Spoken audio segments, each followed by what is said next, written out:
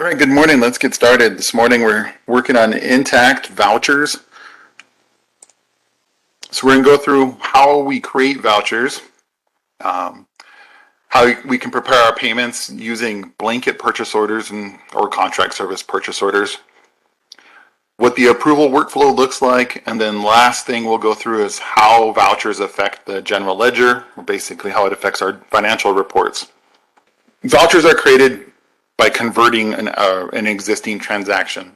We're either going to convert a purchase order, a contract services purchase order, or an indirect cost voucher request.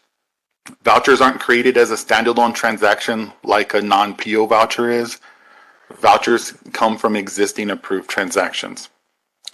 We use vouchers as the transaction for payment request when the amount to be paid does not exceed the purchase order or contract service purchase order by more than 10%. So as long as our request fits within that, our purchase order is approved and we're requesting a payment that's no more than 10% greater than the purchase order, we'll use the voucher workflow. Anything greater than that, we'll use the justification workflow. But today what we have lined out is just to look at 3 different types of vouchers. So let's hop right into Intacct. I'm using a demo account, so has the same type of access any user for the tribe would have. So anything I'd be looking at today is the same type of access that any user can do with terms of the views and the other stuff we'll see. So to start our vouchers, we need to go to our purchase order or contract service purchase order workflow. We're going to purchasing to order, and we'll choose either purchase order or contract services PO. I have all the examples as purchase orders, but it's the same thing, same process, same step, so it's the language can be switched. So I've got 3 existing purchase orders, and we can see the different states of these. We have 2 that are pending, meaning it's waiting for us to take action. We have 1 that's already been converted onto a different document. So what we're going to want to focus on today is how are we going to convert this to the next thing? And we can do that through 2 different steps. We can convert a document to a voucher by clicking just right on screen with the convert button and choosing voucher. That's one of our ways. And the convert buttons might be different depending on the view. So if we're using a custom view, not the one that says all, but we have a custom view on our screen that has already been pre-made for us or we've made our own. If we have a custom view, the convert button switches over to the right side. So it might be on the left or right of your screen depending on the view you're using. But we can convert to a voucher right here on the list view screen. Or if we're verifying our document, we're inside of it to make sure that this is the transaction that we're wanting to take care of. It's our telephone bill for this one. This is the thing we want to convert. We don't have to go back out to the list screen. You can also click more actions and there's convert to, and then you get the same options you would back at the list screen. So if you're viewing these things and then clicking done or the back arrow to come back to the list, you can save yourself a step and just convert from inside the document. And it looks exactly the same way. So if we're getting ready to make a payment request from this purchase order, we're going to more actions, convert to, and then voucher. Now we can begin preparing the voucher for payment. The top half here that has our vendor information, that stuff we're not going to change. We can't change the vendor, so we're going to leave that alone. The dates default to the current day that we're working on. For most part, we have no reason to change these days, with the exception of when our fiscal year is coming to an end.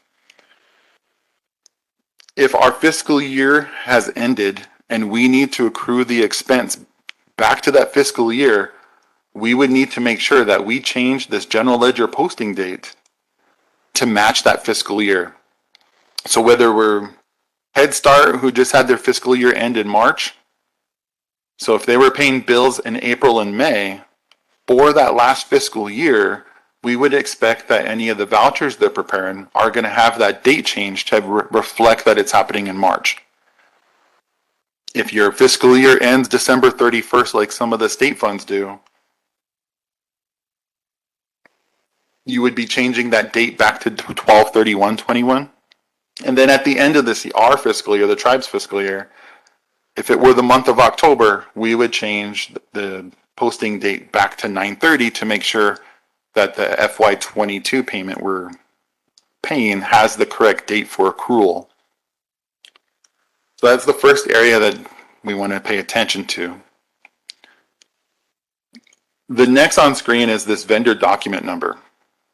It's required anytime we prepare a voucher. It has to be unique to the vendor. Part of the trouble on this line, though, is we don't have access to all of the bills that were created from these vendors or using this vendor document number.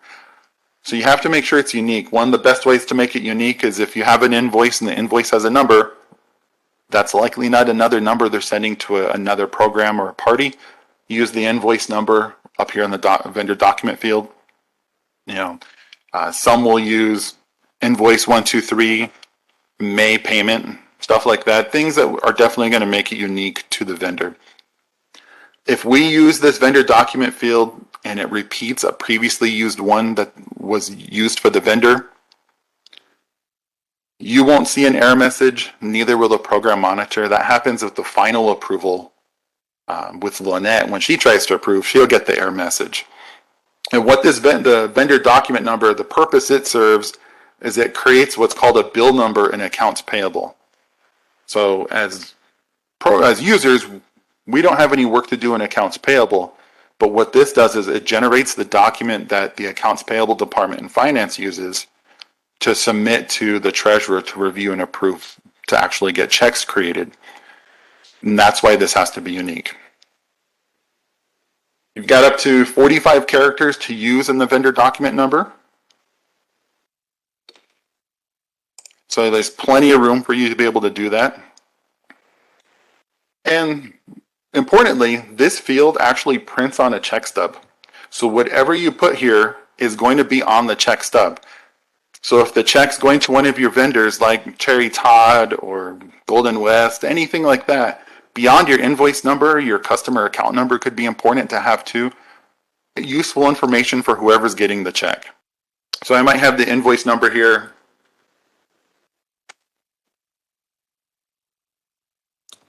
And it might be something as simple as that.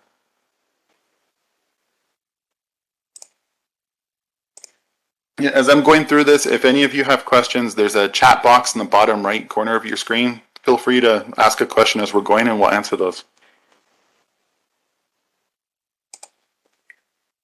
Another field we need to pay attention in this area is called this fiscal year end, which throughout our fiscal year, you might not have any meaning, but at the end of the year, we have these options of choosing current or prior. This kind of just serves as a flag to us, number one, when are we trying to accrue this, or when is the payment from? Is it from the prior fiscal year? Is it a current one? Helps the people who are reviewing the document help make sure the dates are correct. It doesn't change the dates up here. Like if I chose prior, the default dates still haven't changed just because I picked that. This is just a visible thing for us to see that if you're picking prior, that should tell you, I need to go look at what this date says, because it should also reflect the prior year. When we're getting ready to prepare our voucher, next thing we got to do is we have to have our attachments in line. From the purchase order or the standard purchase requisition, depending on the dollar amount, we're likely going to have different types of attachments, but usually at least the EPLS for the vendor.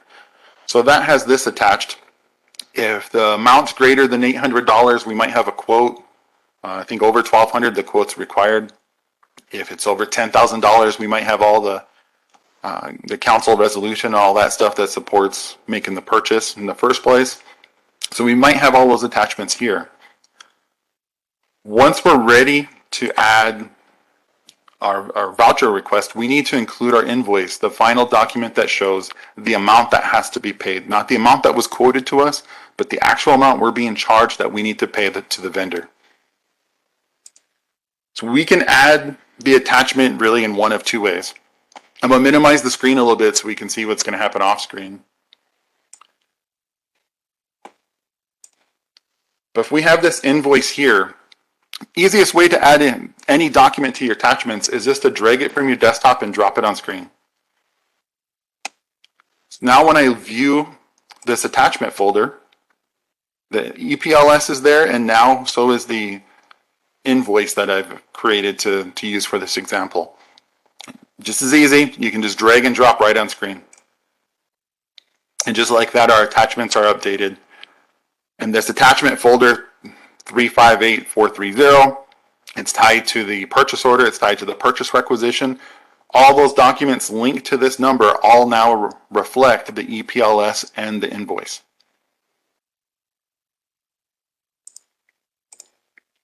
So with that said, we want to make sure when we're creating our attachments to add to these folders, clearly label what those attachments are so that the people who are reviewing your requests know which attachment to read. If we left it with like our copy machine serial number, it would be pretty difficult to know which one's the EPLS, which one's the invoice, which one could be your quote or the resolution documents, all of that stuff. Clearly label it so it's easier for everyone to see. And especially if we're doing a blanket purchase order where we might have multiple payments and attachments inside the folder, we need to make sure it's easy enough for everyone else to see and read. No one wants to click on 12 different documents to find that invoice.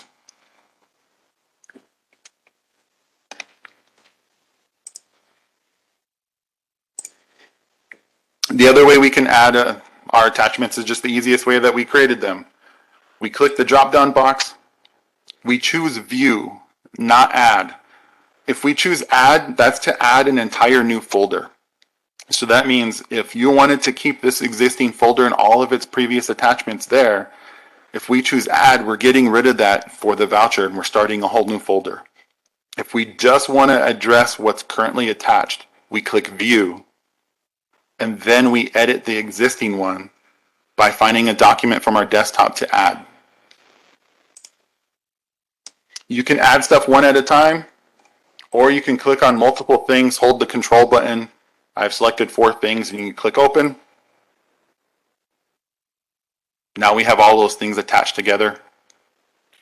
You can see the progress bar for the 4 things I've added has reached 100%. If you have a large attachment, the progress bar might not say 100% right away. We need to make sure it says 100% before clicking save.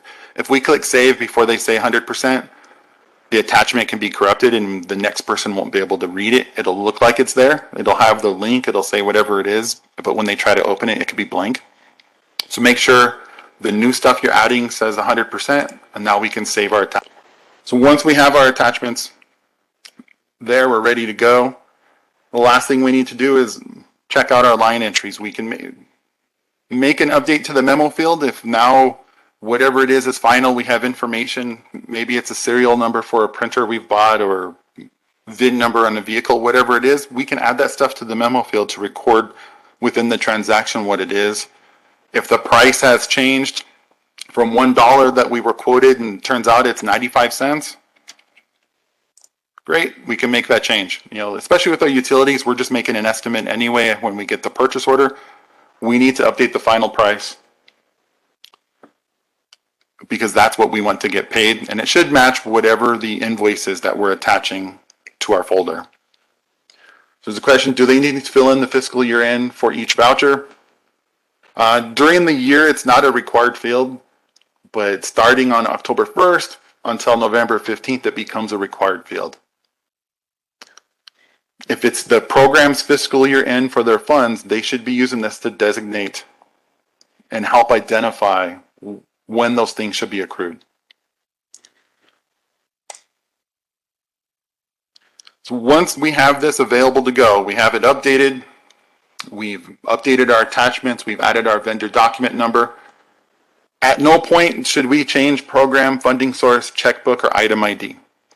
If I use telephone fax line and turns out this was a utility bill, not telephone fax, I don't want to make that change here If you do and then submit this for approval and it goes through the process, what's going to happen is your encumbrance was created using the telephone line.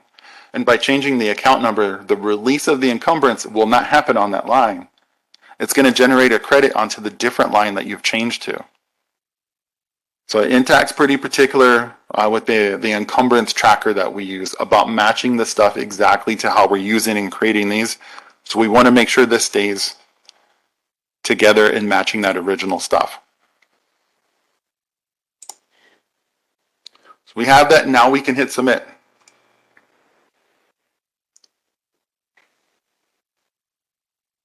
And now we see on screen, I've gone from 2 pending to 1 pending, and then 2 of them now say converted. This purchase order is now a voucher, and the voucher is now in the approval process. If we go into the purchase order, we can go to the history screen, and we can see the history of this entire chain of documents, the requisition, the purchase order, and then the voucher that I just now prepared. So we have all 3 things listed below. They're listed in the date by order in which the date they're created. So occasionally you might see those out of order. That doesn't mean anything bad might have happened. It just means that it's based on the date. And so if we do this and we see the voucher popped up to the top because we dated the voucher backwards to 9/30, but the purchase requisitions dated for the new fiscal year, that's going to be a flag to us that we have mismatching periods of time for our requests. And that can cause a problem with how our encumbrance will release and how the expense will post. But these are listed by this date field here. So we have those in order. And each thing's linkable, so we can click on it to get to that. The purchase order doesn't have an approval workflow, so we can't see what the approval workflow looks like.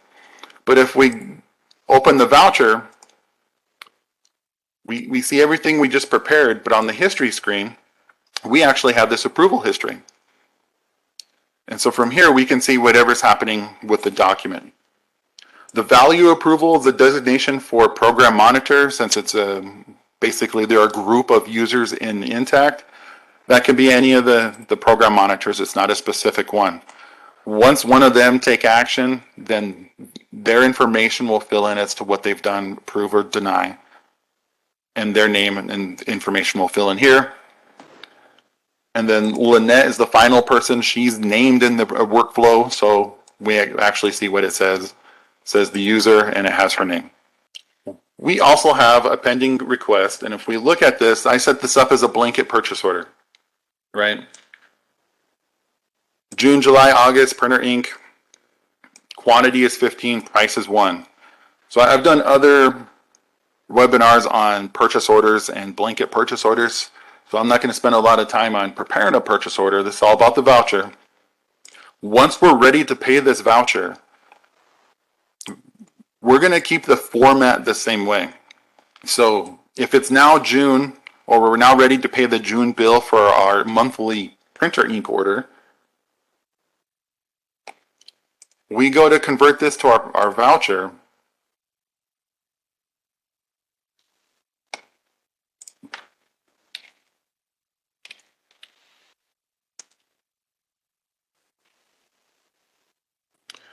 We get our vendor document number. Maybe we're going to add our invoice. And our June order was for $6. All we're going to want to do is change the quantity field to the dollar value of our payment request. We're not going to change the price. The price should always be $1. We don't want to try and split this up and say it's 3 months at $15, so it's quantity of 3 and a price of 5, that kind of stuff. It can get pretty difficult to start getting the math right once the price has changed from how you expected or estimated. Leave the full dollar value in the quantity field and just leave the price at $1. So once I'm ready to submit this, what will happen to the purchase order is the purchase order quantity field of 15 is going to change. So let's go ahead and submit this.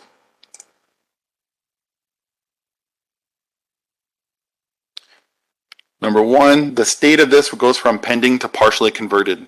Now we know that this thing has been converted at least once to something else. Also tells us out here on this screen that this is definitely a blanket purchase order.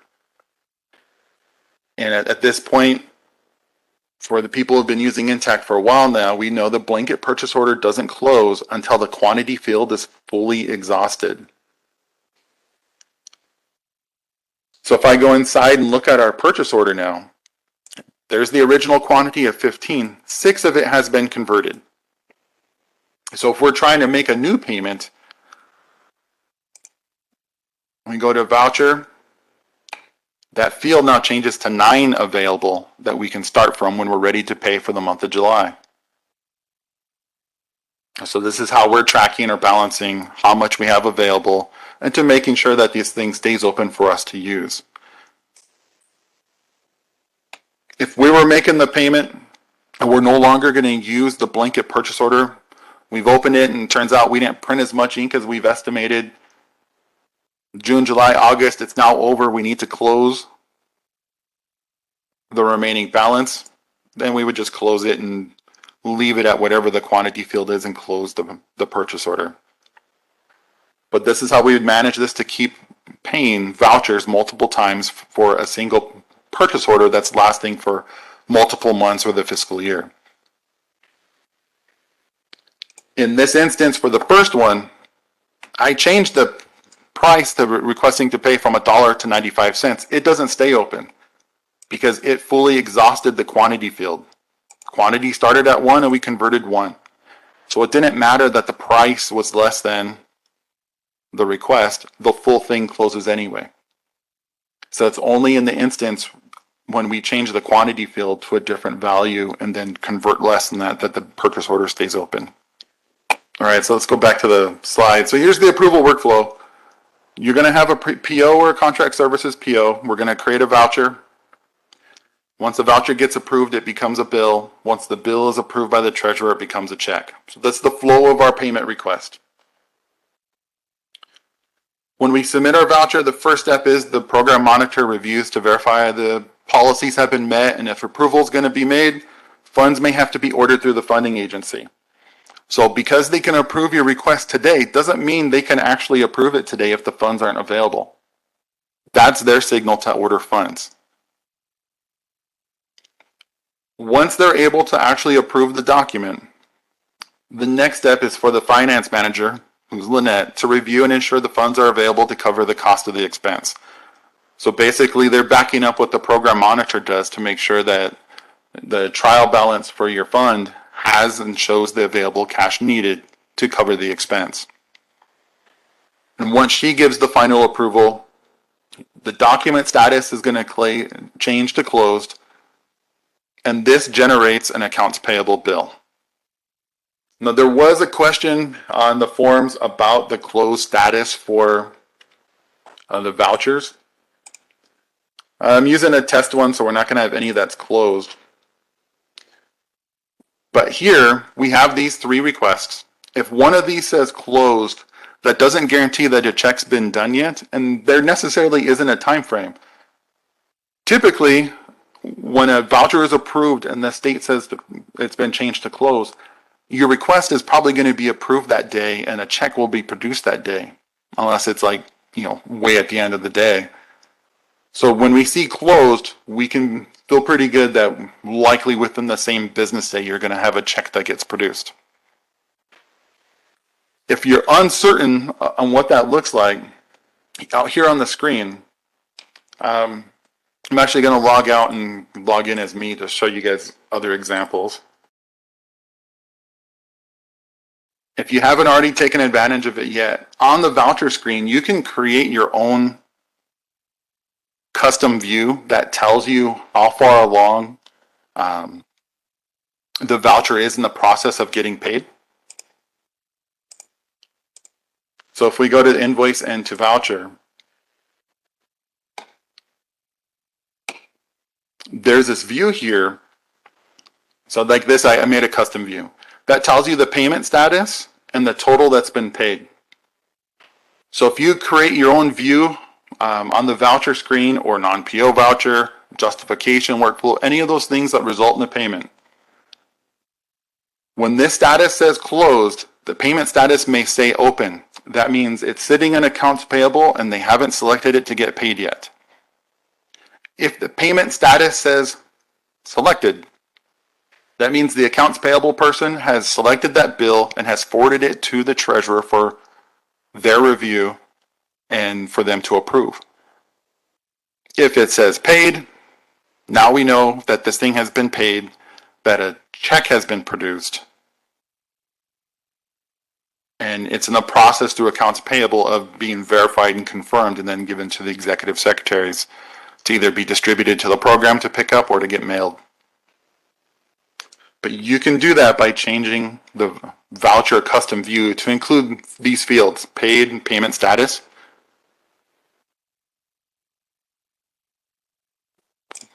Once we get a voucher that's closed, we get a third tab that says payment details, and that's going to have the same stuff that we're looking at out on this screen, where it's going to tell us the payment status, the total paid. But if it does get paid, so the status says paid, that payment details tab on your voucher will actually include the check number also.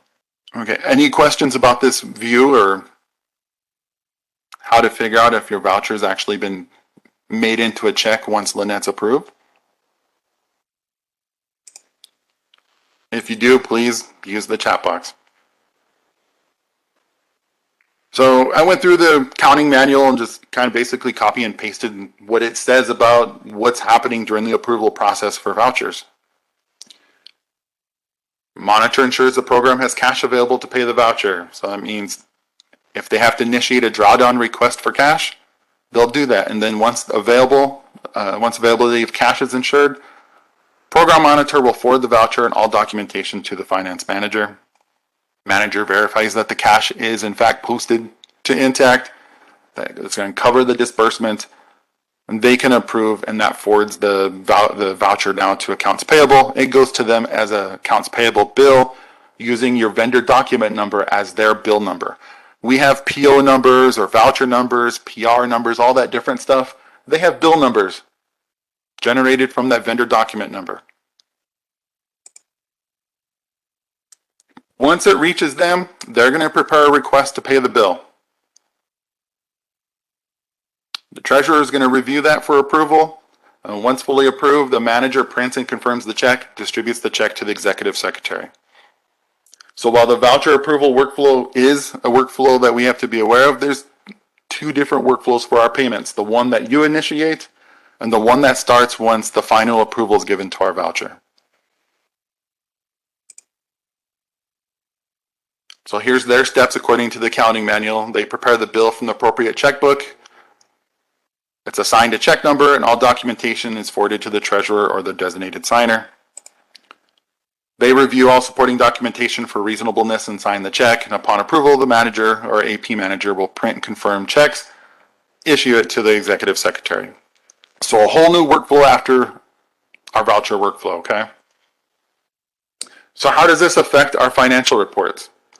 Well, after the voucher has been fully approved, our expenses are debited, our accounts payables are credited.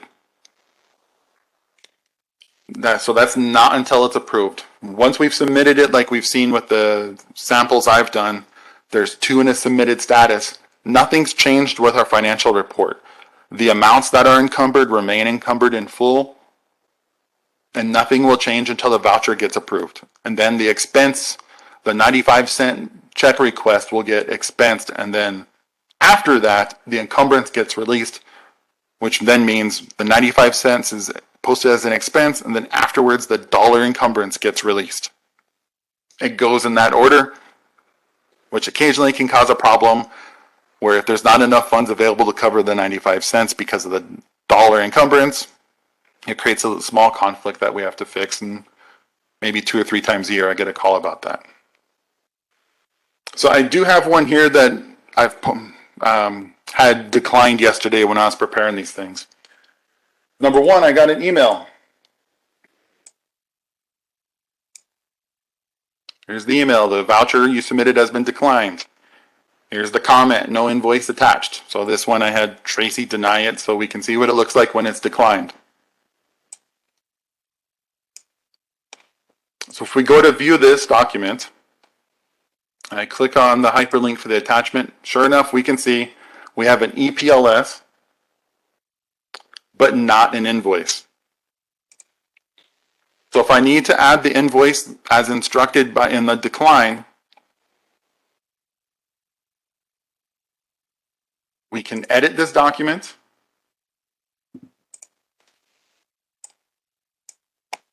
drag and drop the invoice, and then hit submit. As easy as that if that was the only problem. If we get a message that the amount didn't match the invoice, so the invoice said something different, while we're in the edit stage, you verified what the invoice said, maybe we have to change the amount. Whatever it is you need to do, and then hit submit. We don't have to start a new request. We don't go looking to change or convert a different purchase order. We can address the decline voucher here. If we leave the voucher declined and we never go back to it because we've paid it in a different way, the encumbrance created from this never goes away. So we do have to take a step on something to do. If the message was for us to prepare a justification, let's look at this document and go to the history tab. The purchase order says converted. So if we went to our PO and tried to convert this, we're not going to have that option because it's already been converted to this declined voucher. And if the monitor says you need a justification because of whatever reason, the first thing we'd have to do so we can keep this all tied to the purchase order is we can delete the voucher. So I've got the line highlighted.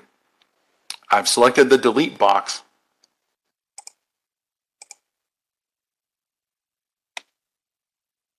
So now all that remains are the ones I've submitted. And now I can go to the purchase orders. And this one is back to a pending status now. Now I can make that thing a justification. Or if it's the end of the year and I'm going through and cleaning out our workflow, I need to close this thing, then I'll choose close the PO and close it instead. So that's how we take care of our declined vouchers. We either edit and make the corrections and submit them, delete it so we can make a justification, or delete it so we can close it. All right. Well, I see no other questions come in. I've covered all the things I wanted to talk about vouchers today.